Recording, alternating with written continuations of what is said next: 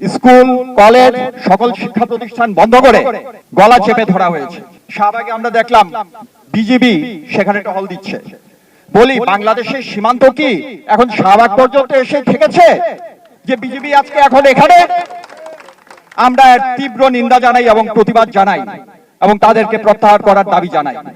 52 ভাষা আন্দোলন তার যেরকম একটা রাজনৈতিক ফলাফল ছিল অতি উচ্চ পর্যায়ে, এবারের এই আন্দোলনের ফলাফল একই রকম হবে না, কিন্তু তার একটা সুদূর প্রসারী প্রভাব এখানে কিন্তু ঘটবে।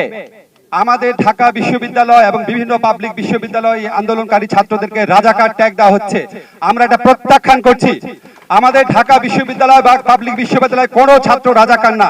1971 সনে বড়জোর 1% রাজাকার ছিল, বাকি 99% ছিল মুক্তিযোদ্ধা। কাজে আজকে যাই সন্তানদের দেখছেন তারাও মুক্তিযোদ্ধার সন্তান, তারা এই জনযুদ্ধের মুক্তিযুদ্ধের সন্তান। তাদেরকে রাজাকার ট্যাগ দেওয়া বন্ধ করেন, রাজাকার ট্যাগ দেওয়ার রাজনীতি সরকার বন্ধ করেন। এটা করতে করতে আপনারা মুক্তিযুদ্ধের চেতনাকে হেয় করছেন। সেকেন্ড কথা হচ্ছে, আমাদের ছাত্রদের উপর যারা গুলি চালিয়েছে, মেরেছে, এটা হচ্ছে ফৌজদারি অপরাধ, এটা হচ্ছে মার্ডার, এটা হচ্ছে কালপাবল হোমিসাইড, এটা মৃত্যুদণ্ডযোগ্য অপরাধ। অবশ্যই এই অপরাধের বিচার করতে হবে। চানখারপুর এলাকায় মুহূর্তে মুহূর্তে গুলি করা হয়েছে এবং আমাদের অনেক শিক্ষার্থী এবং জগন্নাথ বিশ্ববিদ্যালয়ের 3 জন শিক্ষার্থী গুলিবিদ্ধ হয়েছে এবং তাদের মধ্যে একজনের অবস্থাও কিন্তু গুরুতর ছিল। আমি অনুরোধ করব যারা বিশ্ববিদ্যালয়ের প্রশাসক আছেন, শিক্ষক প্রশাসক, তাদের সুচিকিৎসার ব্যবস্থা করেন, প্রয়োজনে তাদেরকে বিদেশে পাঠানোর ব্যবস্থা এবং আর্থিক সমস্ত যে প্রয়োজন সেগুলো মেটানোর ব্যবস্থা যেন বিশ্ববিদ্যালয়ের গুলোর পক্ষ থেকে করে থাকেন। এই আন্দোলন, এই নিপীড়ন আকাশ থেকে পড়েনি। বছর পর বছর নিপীড়ন চলেছে ক্যাম্পাসে, এই হলগুলোতে, এবং বিশ্বের কোনো সভ্য দেশে এটা চিন্তাও করা যায় না যে একটা ক্যাম্পাসে একটা ছাত্র প্রতিদিন নিপীড়িত হয়, তার হলগুলোর প্রশাসন কেউ থাকে না। প্রশাসন হলগুলোর শিক্ষক নামে মাত্র চালায়, কিন্তু হল চালায় আসলে তার আরেকজন ছাত্র, এবং তার কথায় তাকে তার জীবন ধারণ করতে হয়। একটা নিরীহ ছাত্রকে আমরা যে এরকম পাষণ্ড গুন্ডাতে পরিণত করছি, এটা দায় কার? সেটা কি ওই ছাত্রের? না, এটা আমাদের শিক্ষকদের। ছাত্রদেরকে বলতে চাই যে আমরা তোমাদের পাশে আছি, আমরা এখানেই আছি সবাই মিলে। সবাইকে হয়তো দেখা যাচ্ছে না, সবাইটা বোঝা যাচ্ছে না, আমরা এখানে আছি। আর বড়দেরকে অনুরোধ করব যেন আমাদের বাচ্চাদের কণ্ঠটা শোনার জন্য একটা জায়গা তৈরি করেন। সেই যেটাই বলুক, যদি কোনো যৌক্তিক কথা হয়, অযৌক্তিক কথা হয়, অবাস্তব কথা হয়, অবাস্তব চিন্তা হয়, সবকিছুই কিন্তু আমরা আলোচনা করে সমাধান করতে পারি। আমাদের তো আলোচনা করার জায়গাটা থাকতে হবে। এটা তো আমরা মারামারি করে কোনো আলোচনায় আসতে পারবো না।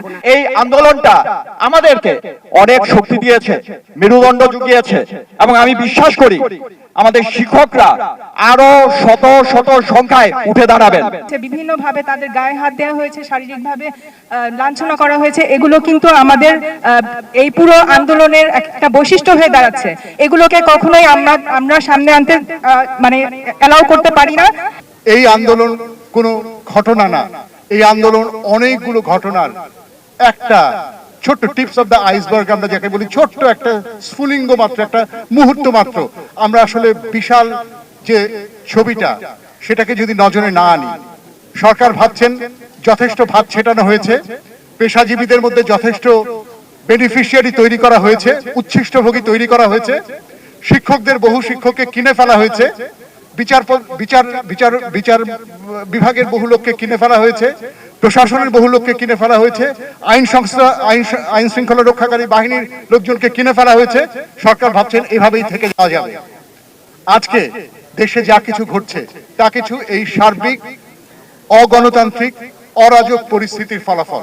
ছাত্র কেন, শিক্ষক কেন, কাউকেই রাষ্ট্রের প্রধানমন্ত্রী এরকম তুচ্ছ তাচ্ছিল্য করে কথা বলতে পারেন না, কাউকে মেরে ফেলার ম্যান্ডেট দিতে পারেন না, কেউ তার বিরোধিতা করলেই তাকে রাজাকার বলে কোনো ট্যাগ দিয়ে দেওয়া যায় না। রাষ্ট্রের দায়িত্ব ছাত্রদের নিরাপদ রাখা, সেই দায়িত্ব থেকে রাষ্ট্র ছুটে গেছে, পারেননি। ইনফ্যাক্ট তাদের পুলিশ, তাদের নেতারা এসে এখানে আমাদের ছাত্রদের গায়ে হাত তুলছে, নির্মম ভাবে গায়ে হাত তুলছে, সেইটা বন্ধ করতেই হবে। আমরা দেখছি কিভাবে ন্যায্য যতগুলো ডিমান্ড আছে সেগুলোকে আবারও মুক্তিযোদ্ধার চেতনাতে নিয়ে যাওয়া, এবং আমরা দেখি বারবার এইটাই হয়। কোনো কিছু চাওয়া যাবে না, কোনো কিছু আবদার করা যাবে না, কিচ্ছু করা যাবে না, সবকিছু আবার চলে যাবে সেই আপনি কি রাজাকার নাকি না।